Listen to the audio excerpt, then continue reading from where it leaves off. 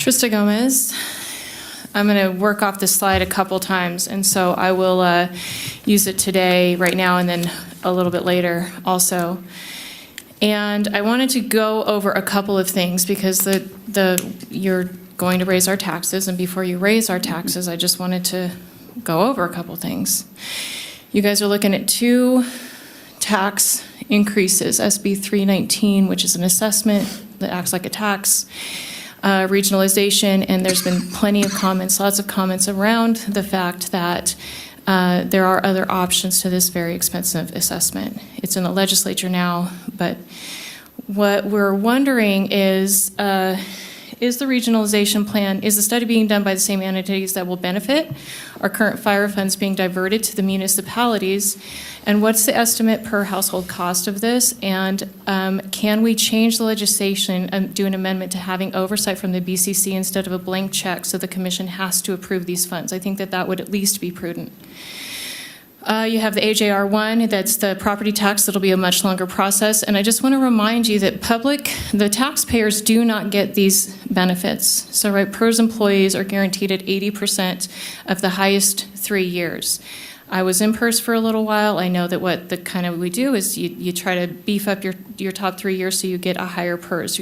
PERS are now 58 cents and 38 cents per dollar per employee, and taxpayers are paying that, and we don't get those kinds of accommodations, right? We don't get the option of just, raising taxes so that we can have a secure retirement. I'm not against it, but to raise those taxes to that level is, and have taxpayers on the hook for it, is a lot to ask of taxpayers. I just want to talk for a minute too about the library.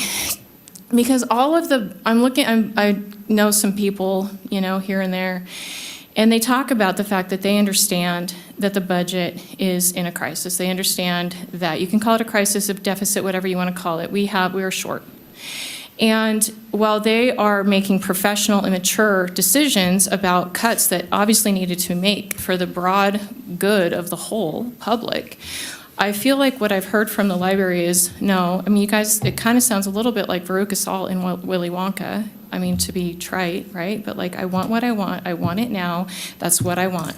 I'm not going to make any cuts. I don't want to make any accommodations. I don't want to do anything different. I want all the money.